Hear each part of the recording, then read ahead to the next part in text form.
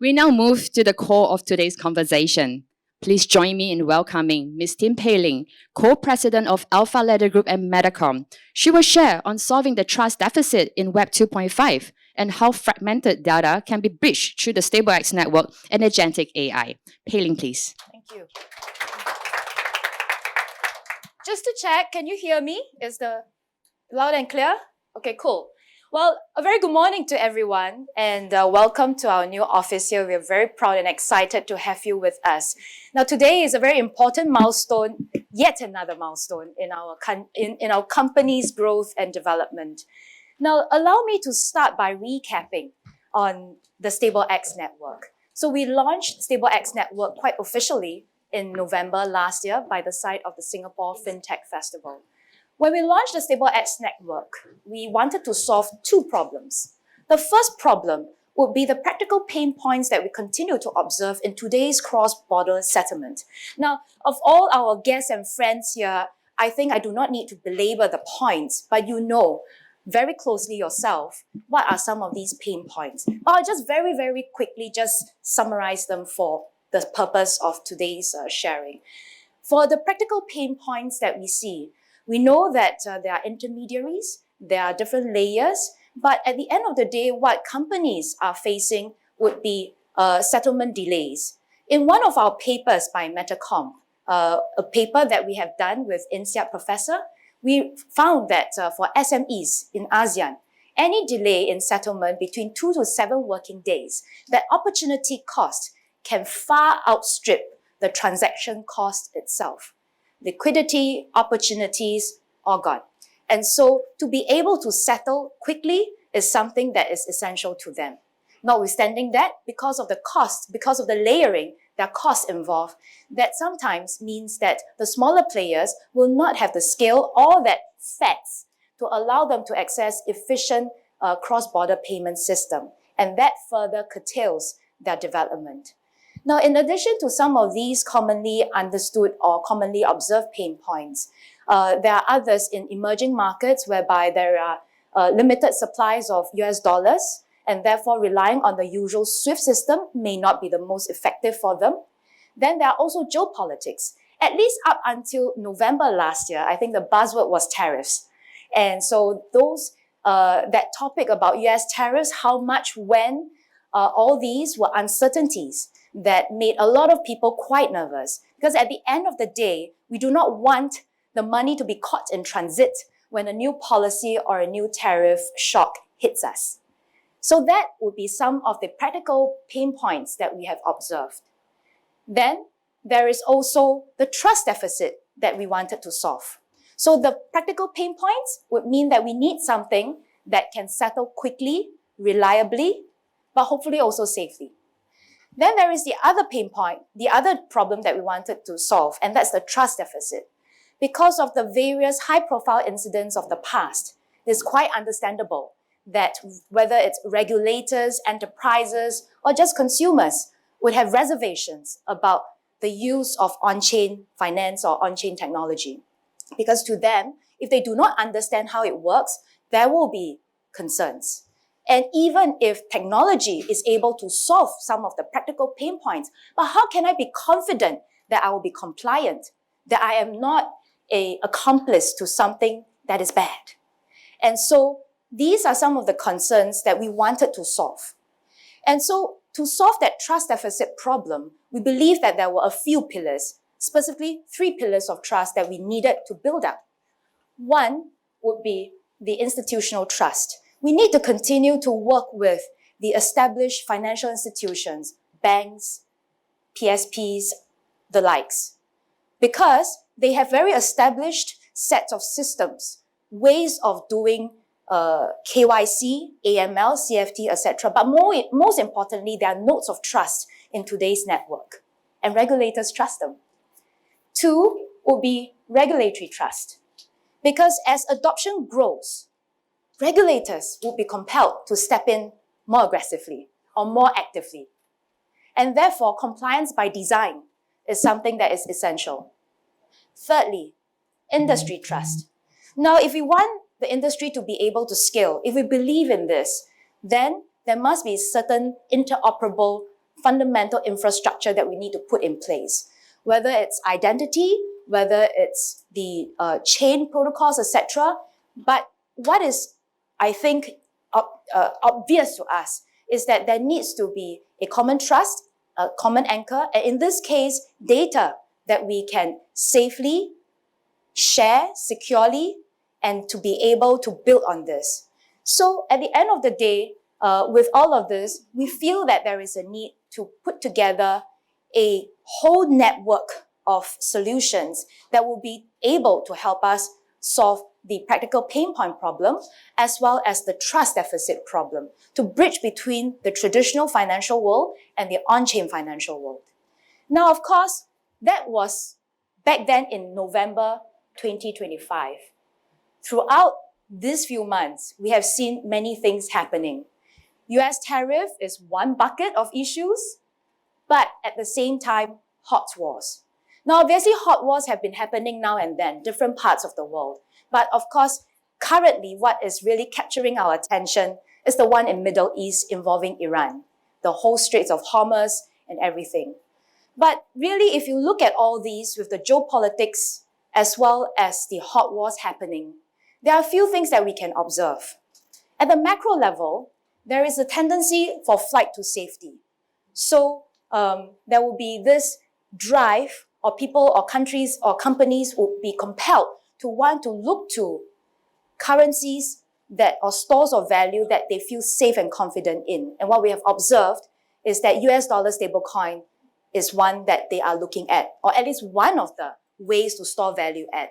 So to make sure that, 不贬值, to make sure that they can, as much as possible, keep value there. Then, FX volatility. Now, with all of these happening, there is a lot of uncertainty. You really don't want your money to be caught in transit. So how can you make sure that against the backdrop of possible currency depreciation or where US dollar supply, the actual fiat is not enough, how can you still transact and settle swiftly? And then from the regulatory point of view, there are a few things. With all of these happening, you can't be sure, but sanctions may be heightened. And what this means is that for players, whether it's the financial institutions, PSPs, or even stablecoin issuers, you really don't want to be caught or seen to be facilitating illicit transactions. So this is one problem, one headache. Then two is that AML CFT will also have to be tightened. So what this means would be that exchanges, PSPs, custodial wallets will want to step up in their KYC, in their transaction monitoring or KYT. So especially for corridors that are of higher risk. And so that means a lot more compliance work, perhaps even longer delays to transactions. Then debanking, which is all interrelated. So for areas whereby there are risks or higher risks, then there will be this compelling or this motivation to look for alternative stores of value, alternative rails. And with that, it means that all the more the few risks or the few observations that I've earlier articulated, you will see them happening even more so.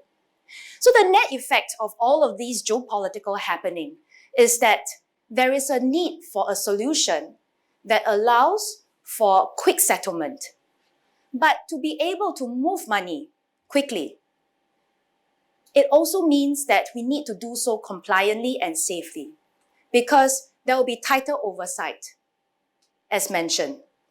So, under normal circumstances, this can be seen as contradictory or even adversarial in nature.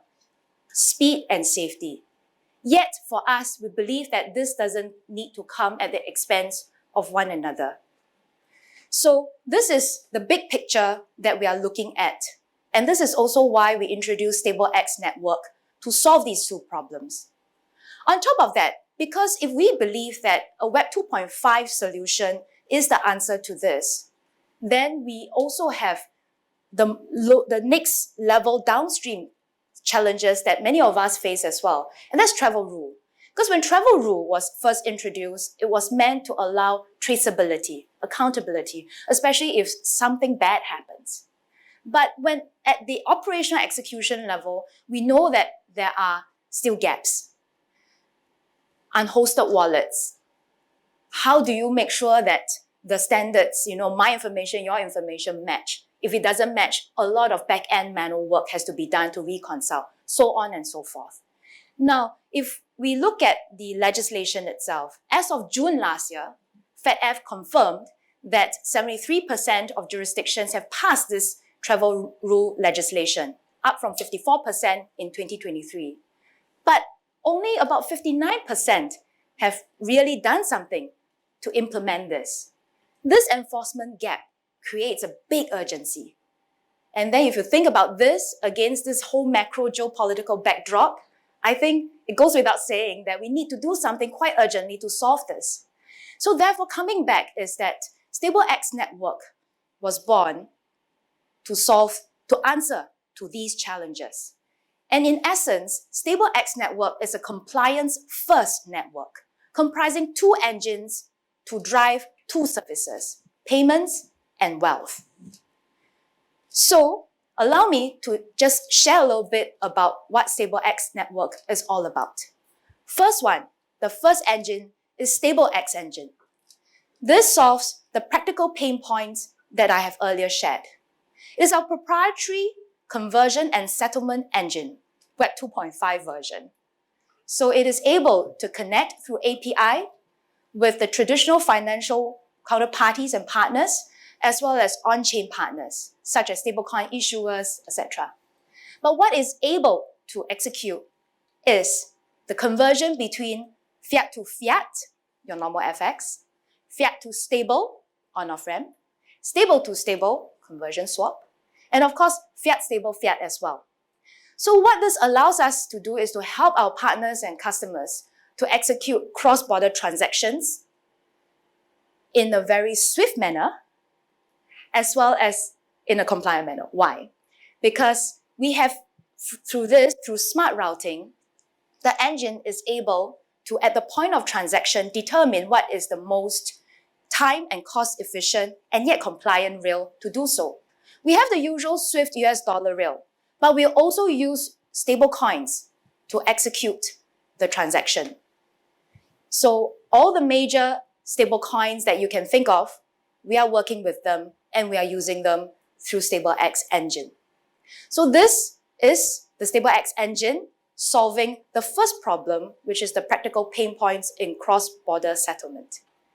Now, the next engine, which is the star today and the focus of our event, the VisionX engine. VisionX is essentially our Web 2.5 AML and CFT tool. Now, it aims to solve this other problem that we see. Web 2, traditional financial world, this is well established. You have all your systems, your processes, you know it. But at the same time, there is what I would call the on-chain financial world. Relatively new, but it also has its own tools and solutions. But the two worlds are fundamentally the opposite. In the traditional financial world, it emphasizes identity, counterparty contracts, centralized control. On-chain finance is quite different. Partly you can say it emphasizes pseudonymity or privacy. It also looks at the on-chain traceability, but also composability or programmability. So they're fundamentally different. In each world, you have tools to do your KYC and transaction-related monitoring. But because of the difference in nature, how do you bridge this so that when you are executing 2.5 kind of transactions, from fiat to stable or vice versa, as you cross between systems, you don't inadvertently create a space or a gap that bad actors can arbitrage on. So with that in mind, this is why VisionX was designed right from the beginning with the 2.5 end in mind. What we want to do is to combine Web 2 and Web 3 risk intelligence, integrating across the databases so that we are able to, at the identity layer, that means KYC, at the behavior layer, mainly transactions, and at the network layer, counterparties, indirect counterparties. Combining across all these to be able to generate a unified dynamic risk rating to help you understand end to end whether this transaction is it safe to execute. And therefore from there, if it is not safe, what are the next steps? So that we continue to uphold high compliance rigor, safety, regulations, etc., and therefore to be able to do what we need to do in a speedily manner, but yet compliant manner. So this is VisionX 2.5. Later, I will be allowing my dear Chief Compliance to share more. But in essence, this is our 2.5 AML CFT tool.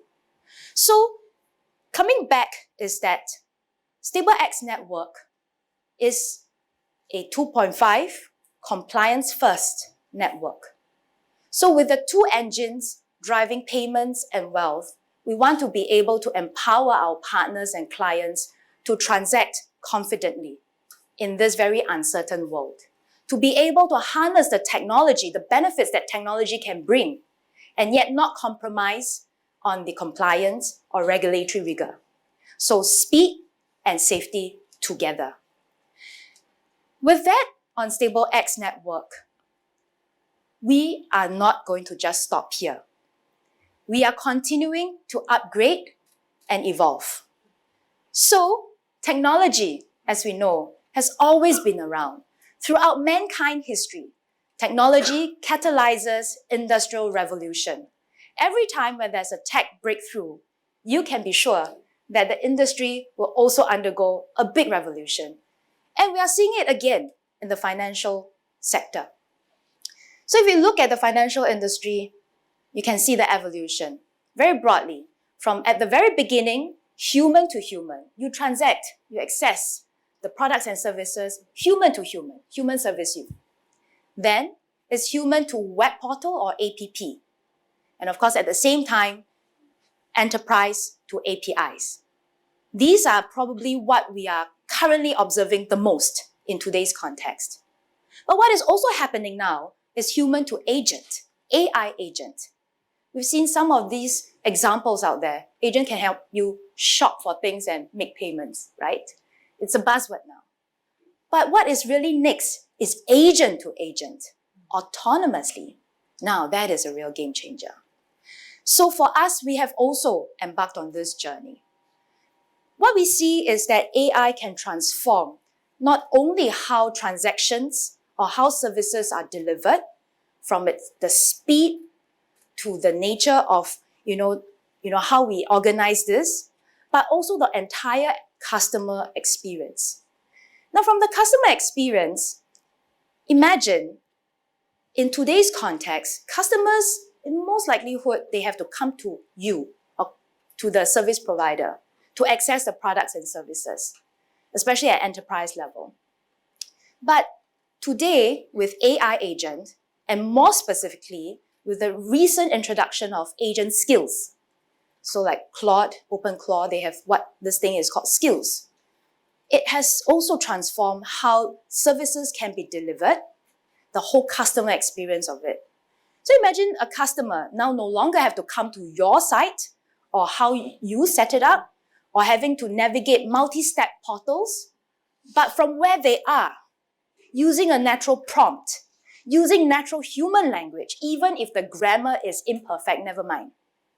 You are able to get answers to your questions. You are able to get tasks to be executed in a matter of seconds. That is a totally different customer experience altogether. So what used to be very complex, when we think about payments, how do you do the flows, all the different steps of even wealth. Now, through AI agent, it has simplified this for you. And so for us at MetaComp, together with our affiliate Alpha Ladder Finance, we're embarking on this journey. So we want to embrace agentic AI to transform how we deliver our products and services, yet at the same time, stay compliant. So just to show you a quick overview here, for this to happen, of course, there will be at the identity layer to do KYC agent. And then after you have onboarded, then there is the transaction level.